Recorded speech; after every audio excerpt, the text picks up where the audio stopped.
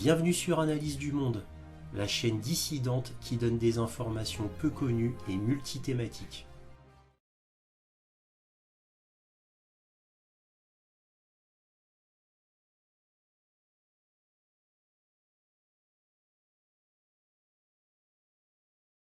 Bonjour à vous, bienvenue sur Analyse du Monde. Comme d'habitude, si cette vidéo vous plaît, un petit pouce, un abonnement, un commentaire.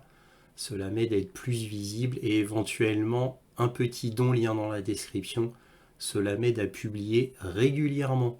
Merci à tous de votre soutien à Analyse du Monde, aussi appelé Réinformation sur le monde, sur la plateforme YouTube. Donc là, cette vidéo va être sur la Chine et cela va regrouper deux petits sujets. Le premier sujet, c'est la Chine qui va construire une base d'espionnage à Cuba en le disant publiquement, ce qui est assez étonnant.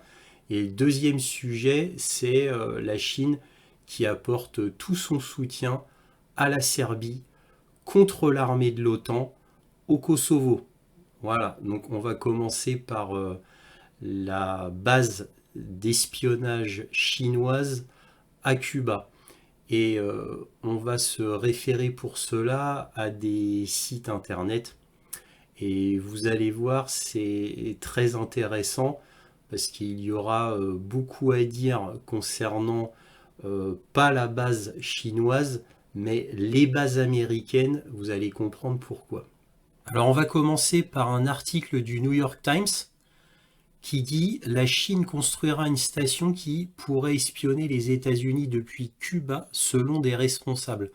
L'installation prévue pourrait amplifier la capacité technologique de Pékin à surveiller les opérations militaires dans le sud-est. » Alors on parle des États américains hein, du sud-est. Hein, voilà. Donc Floride, Louisiane, etc. Alors, que dit cet article du 8 juin 2023 ? La Chine envisage de construire une installation à Cuba qui, selon les responsables américains, pourrait être capable d'espionner les États-Unis en interceptant les signaux électroniques des installations militaires et commerciales américaines à proximité, selon 3 responsables américains familiers de l'accord. C'est pas avec l'accord, mais c'est la traduction Google. Pékin a construit des avant-postes d'écoute ailleurs et a une présence militaire à Cuba.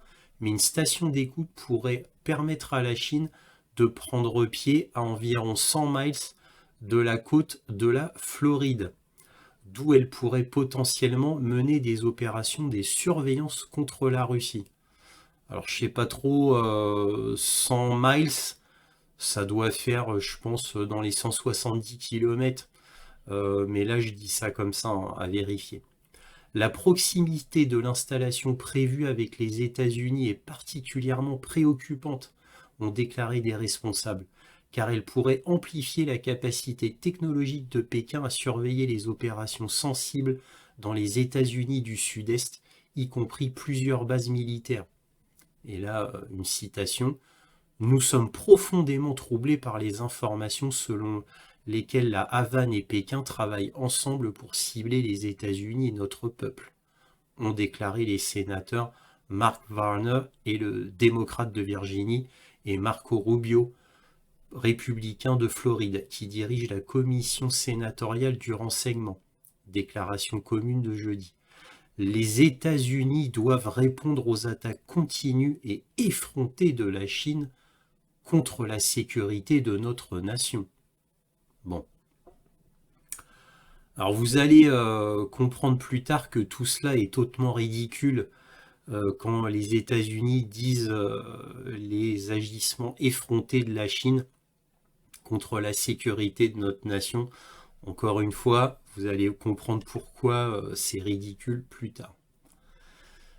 CNN ajoute une petite précision. La Chine exploite des installations militaires d'espionnage à Cuba depuis des années, selon des responsables américains.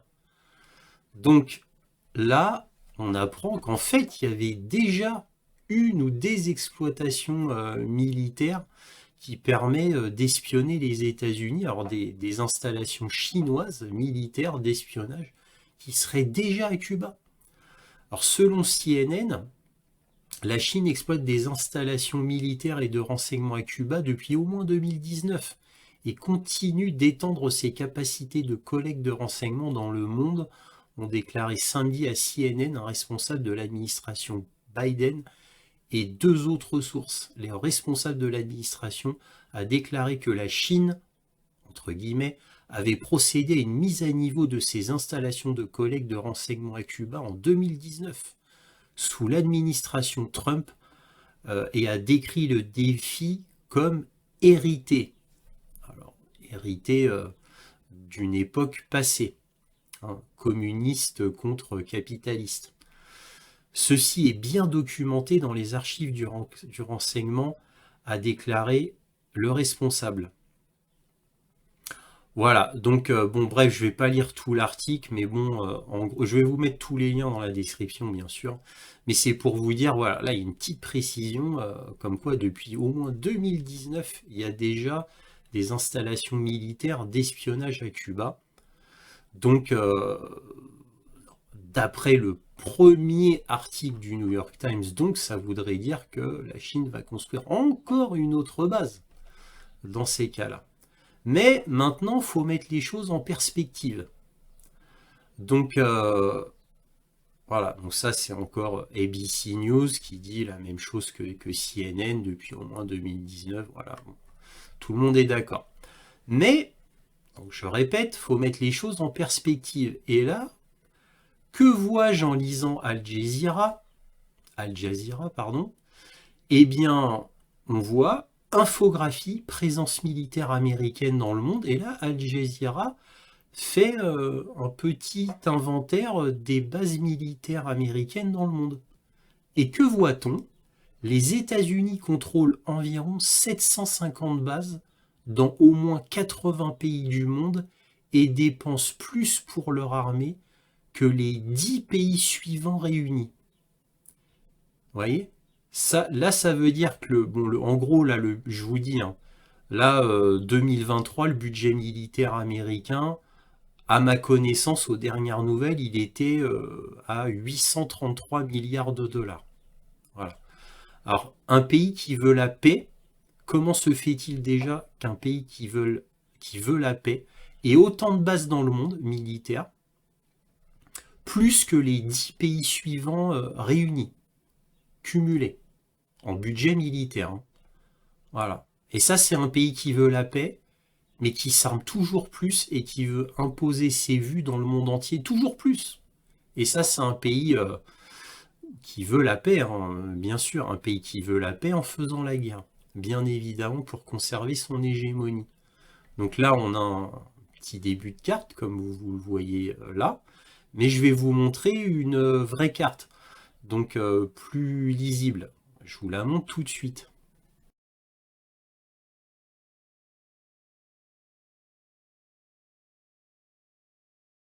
Voilà, vous venez de voir une carte des bases militaires américaines dans le monde qui date de 2021. Alors vous avez pu noter quelque chose de choquant, c'est le nombre de bases militaires en Allemagne, au Royaume-Uni, en Italie, en Corée du Sud et au Japon. Et là, on peut dire que ces pays-là appartiennent de facto aux États-Unis quand on voit le nombre de bases militaires. Cela veut dire tout simplement que ces pays-là appartiennent corps et âme aux États-Unis, car évidemment, un pays qui a autant de bases militaires en son sein ne peut pas être souverain de son propre pays, bien évidemment. Ce qui fait que l'Allemagne, en réalité, est un pays occupé par les États-Unis depuis 1945 et en fait toujours sous commandement américain, comme on peut le voir. Mais bon, je digresse un peu. Revenons à l'article d'Al Jazeera. Et que lit-on? Plus de 750 bases américaines dans le monde, selon David Vine, professeur d'anthropologie politique à l'Université américaine de Washington, D.C. Les États-Unis avaient environ 750 bases dans au moins 80 pays en juillet 2021. Le nombre réel peut être encore plus élevé car toutes les données ne sont pas publiées par le Pentagone. Imaginez-vous, avec 120 bases actives, le Japon compte le plus grand nombre de bases américaines au monde, suivi de l'Allemagne avec 119 et la Corée du Sud avec 73. Ouais. Comment voulez-vous que dans ces pays-là, il y ait une quelconque souveraineté nationale? Impossible.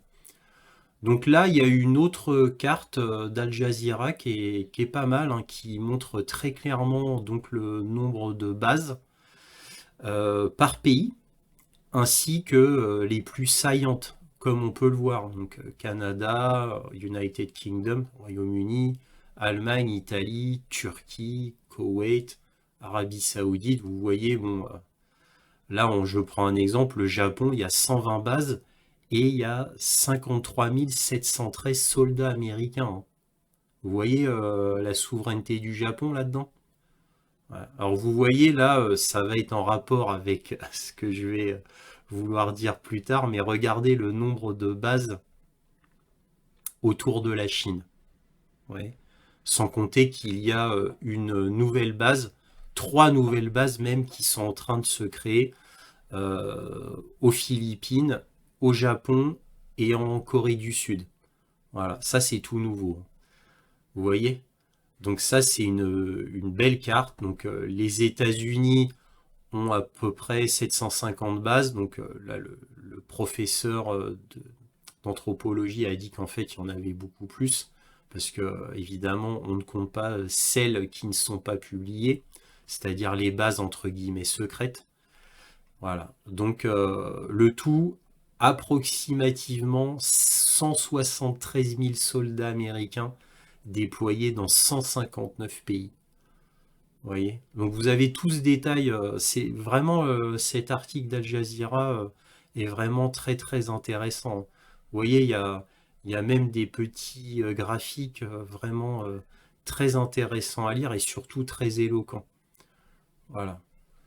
Là, par exemple, les pays qui ont le plus grand nombre de bases américaines, les pays qui ont le plus grand nombre de soldats américains, c'est très bien fait. Ça date de 2021. Voilà.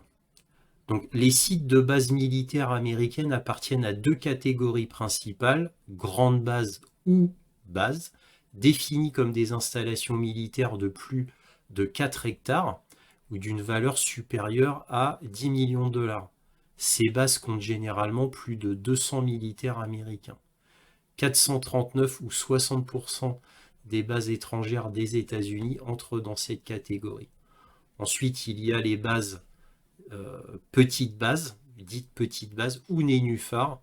Ces bases sont inférieures à 4 hectares, ont une valeur inférieure à 10 millions de dollars. Bon, bref. Vous voyez, donc c'était très intéressant comme article. Donc voilà, ça c'était Al Jazeera. Vous avez vu cet article d'Al Jazeera qui est absolument édifiant, éloquent et même effrayant. Vous avez pu noter de manière flagrante l'hégémonie totale que veut les États-Unis dans le monde entier pour pouvoir menacer tous les pays du monde qui ne vont pas dans leurs propres intérêts. Cela montre un pays qui est prêt à tout, absolument à tout, au quoi qu'il en coûte, avec l'argent de ses contribuables, pour régner sur le monde de manière sans partage, pour garder une hégémonie, une suprématie. Le problème, c'est que les États-Unis, étant un pays voyou, un pays terroriste qui aurait dû être démembré depuis longtemps et être sous tutelle des Nations Unies, tellement ce pays est monstrueux,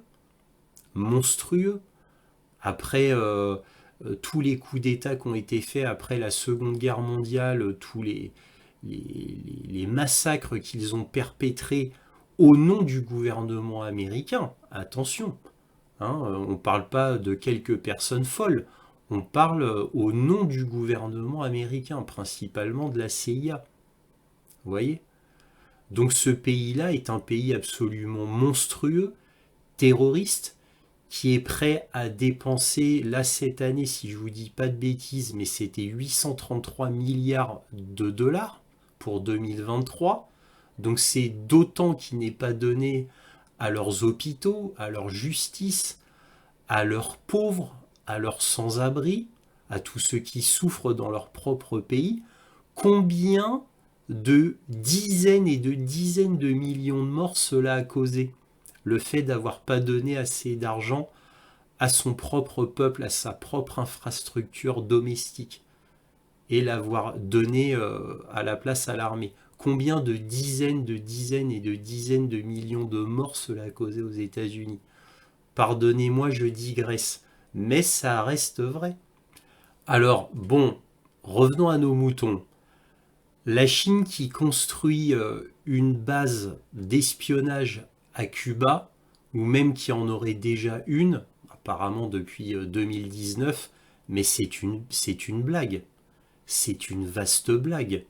Les États-Unis s'offusquent qu'il y ait une ou deux bases chinoises à Cuba pour les espionner, alors que la Chine est entourée de bases américaines, et ce depuis moult et moult années. Et ils s'offusquent d'une ou deux bases militaires chinoises à Cuba, évidemment avec le grand consentement de Cuba. Cela va de soi. Et à la différence de tous les autres pays où il y a des bases américaines militaires, eh bien, la Chine a demandé à Cuba de faire cette base militaire dans son pays. Et Cuba en a été très heureux. Alors que les bases militaires américaines dans les autres pays ont été faites sous la menace, sous la contrainte. Les pays n'ont pas eu le choix, ils ont été obligés d'accueillir ces bases militaires. Et puis, alors je ne vous parle même pas des bases militaires en Irak, qui ont été mis là après la guerre d'Irak, sachant ce qu'on sait quant à l'origine de cette guerre, qui a été une mascarade, une invention américaine, qui a fait, je vous le rappelle, environ 4 millions de morts. Voilà, en comptant les militaires et les civils après les deux guerres d'Irak. Voilà, ils ont construit des bases militaires après en Irak. Pourquoi pas? Je vous rappelle, après la guerre de Yougoslavie et le bombardement de la Serbie, je vous rappelle la création comme ça, parce que ça leur chantait, de l'État du Kosovo. Et ensuite de l'énorme base militaire, le camp Bondsteel au Kosovo. Pourquoi pas? Ça ne s'est pas fait avec l'accord plein et entier de la Serbie. Vous voyez? Donc quand il y a des bases militaires chinoises, une ou deux, et même trois, peu importe à Cuba, et que les États-Unis s'en offusquent, mais c'est hilarant. C'est hilarant. C'est vraiment, c'est du côté américain, c'est vraiment presque ironique. Donc, bref, voilà où je voulais en venir quant à toutes ces bases américaines de par le monde. Vous voyez pourquoi je suis passé par là, par l'article d'Al Jazeera, pour vous montrer le ridicule de la chose. C'est comme toutes les bases de l'OTAN qui entourent la Russie. Voilà. Et que la Russie s'en est plaint d'ailleurs pendant plus de 20 ans. Et pourtant, cela s'est fait quand même et il y en a eu d'autres bases construites malgré tout. Vous voyez? Bon, je passe à l'autre sujet maintenant, qui est toujours avec la Chine, mais là, la Chine qui soutient la Serbie. Alors, je vais vous montrer un petit article qui résume cela. Voici un article de l'agence France Presse, et que dit cet article? La Chine exprime son soutien à la Serbie dans les nouveaux affrontements au Kosovo impliquant des troupes de l'OTAN. Vous voyez que cet article de l'AP date du 30 mai 2023. Malheureusement, je l'ai vu que maintenant. Une image d'une voiture qui brûle, ça c'est pour vous montrer qu'au Kosovo, cela chauffe. Et que lit-on? La Chine a exprimé mardi son soutien aux efforts de la Serbie pour sauvegarder sa souveraineté et son intégrité territoriale à la suite du regain de violence entre les Serbes de souche et les troupes de maintien de la paix de l'OTAN au Kosovo. Le Parti communiste au pouvoir en Chine critique depuis longtemps l'alliance de l'OTAN, en partie à cause du bombardement de l'ambassade de Pékin à Belgrade lors de la campagne aérienne de 1999 pour mettre fin à la répression brutale de la Serbie contre les séparatistes albanais au Kosovo. L'attentat à la bombe, au cours duquel 3 journalistes chinois ont été tués, a longtemps été utilisé par Pékin pour mobiliser le sentiment occidental. Alors j'adore l'AP, l'agence France-Presse, qui appelle ça un attentat à la bombe. C'était un bombardement fait par des F-15 américains sur l'ambassade chinoise, et les Américains, que disent-ils? Les États-Unis se sont excusés pour l'attaque, la blâmant sur des renseignements défectueux. Ah, ils bombardent l'ambassade de Chine à Belgrade et là ils disent ah, on s'est trompé, on a eu des renseignements défectueux. Non mais vous voyez vraiment les États-Unis à l'époque comment ils pensaient être dans la totale impunité pour lancer ce genre de choses, hein. Ces missions diplomatiques à Pékin et dans d'autres villes chinoises ont été assaillies par les retombées, établissant des liens sur une trajectoire négative qui est devenue de plus en plus tendue ces dernières années. Que c'est joliment dit. La Chine ainsi que la Russie et la Serbie ne reconnaissent pas l'indépendance du Kosovo en 2008 et le porte-parole du ministère des Affaires étrangères Mao Ning a imputé mardi la violence au non-respect des droits politiques serbes. Non-respect des droits politiques serbes. Vous voyez ? Donc on a le soutien complet de la Chine vis-à-vis de la Serbie, puisque en plus, évidemment, qu'elle ne reconnaît pas le pseudo-État du Kosovo créé par les États-Unis, et bien en plus son ambassade avait été bombardée et cela a causé la mort de 3 journalistes chinois, bon, en plus de tous les employés de l'ambassade bien sûr.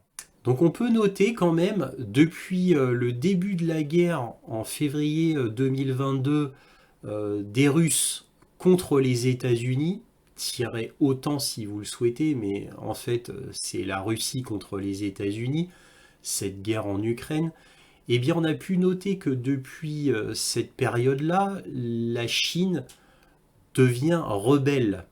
La Chine qui était toute sage, qu'on n'entendait pas, qui diplomatiquement a toujours été feutrée, commence à avoir des propos de plus en plus agressifs et de plus en plus rebelles contre les États-Unis, au grand contentement des pays qui composent les BRICS d'ailleurs, et au grand contentement surtout de la Russie bien évidemment.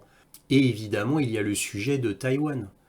Taïwan étant un point de friction terrible entre les États-Unis et la Chine.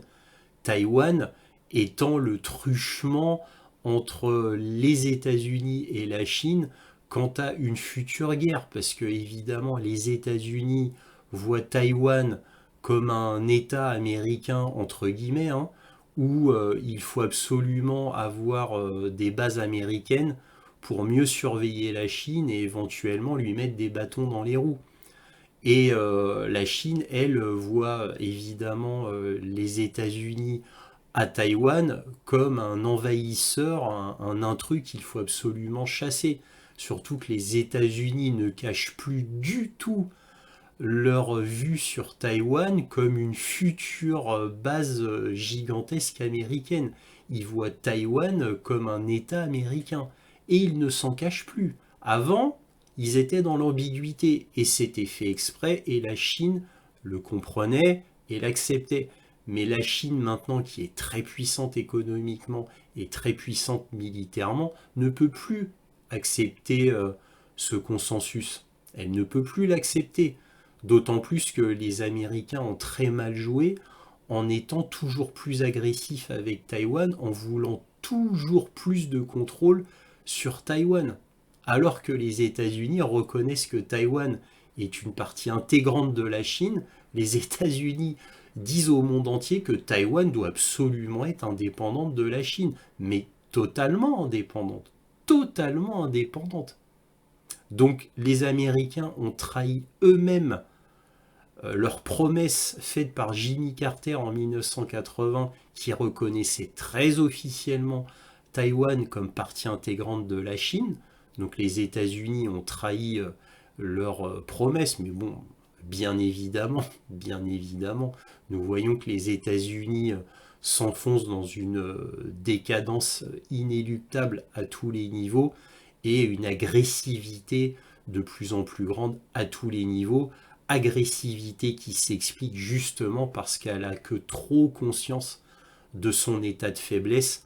Les États-Unis étant dos au mur et en effondrement total, elle ne peut plus réagir que par la colère et l'agressivité, vu que derrière il n'y a plus rien. Et quand je dis il n'y a plus rien, et on va en finir avec Taïwan, c'est que si jamais les États-Unis faisaient une guerre, eh bien les États-Unis se feraient écraser tout simplement par la flotte chinoise et par les missiles chinois. Donc bien sûr que les États-Unis perdraient, c'est une évidence, ce serait inéluctable. Donc c'est pour ça que les États-Unis, à mon avis, ne provoqueront jamais la Chine pour que ça la finisse par une guerre. Par contre, il est bien possible que la Chine, elle, fasse la guerre contre les États-Unis et aux grandes dames des États-Unis qui non seulement perdraient totalement Taïwan, mais perdraient toute leur flotte. Bien sûr, ne serait-ce qu'à cause des missiles chinois. Voilà. Donc, et les États-Unis ne pourront en aucun cas, bien sûr, faire une guerre en plus contre la Chine, car évidemment, elle a déjà tout dépensé au niveau finance et équipement militaire avec l'Ukraine. Donc, bien sûr, elle se ferait écraser, écraser. Donc, si la Chine était un tant soit peu belliciste, elle pourrait profiter de cette fenêtre d'opportunité justement pour faire la guerre maintenant avec les États-Unis, car elle serait certaine de gagner tout en récupérant Taïwan, totalement en plus. Mais cela est une autre histoire. Et en plus, on peut noter que la Chine a des liens de plus en plus serrés avec la Russie. On a l'impression que chaque mois qui passe, il y a des nouveaux accords économiques, mais aussi militaires. Ça, on ne vous en parle pas, ou très peu. Car oui, il y a toujours plus de liens qui se font avec la Russie et la Chine. Et la Chine fait des liens avec bien d'autres pays. Là, c'est avec Cuba, mais elle a des liens, bien sûr, avec d'autres pays, bien évidemment. Donc on voit que la Chine commence à se, on va dire, à s'émanciper, oserais-je dire, et elle devient de plus en plus influente et elle veut étendre son influence dans bien d'autres pays et particulièrement en Afrique, là où elle est le plus présente, mais aussi au Moyen-Orient, mais aussi en Amérique latine. Voilà. Donc exactement, vous allez me dire, dans les mêmes endroits que la Russie voudrait avoir son influence. Donc évidemment qu'il y a une compétition entre la Russie et la Chine, mais c'est une compétition qui se veut, on va dire, juste et respectueuse. Avec les États-Unis, il n'y a pas de compétition. C'est tu es avec moi ou tu es contre moi. Les États-Unis, c'est la menace permanente. C'est les représailles. Voilà. Si jamais vous ne vous agenouillez pas devant les États-Unis vous feront des sanctions économiques et si vous insistez un peu trop, les États-Unis vous bombarderont, semeront le chaos dans votre pays et ensuite construiront des bases américaines dans votre pays qui sera complètement détruit, bien évidemment. Voilà. Donc la Chine se rebelle, la Chine commence à prendre son envol, elle devient de plus en plus puissante, même si présentement, malgré tout, il y a une ombre au tableau, puisque économiquement, la Chine a de grosses difficultés, donc nous verrons dans un futur proche comment elle s'en sortira. Voilà ce qu'on pouvait dire sur ces deux sujets très intéressants. Si cette vidéo vous a plu, un petit pouce, un abonnement, un commentaire, éventuellement un petit don, cela m'aide beaucoup. Lien dans la description. Et toujours, soyez curieux.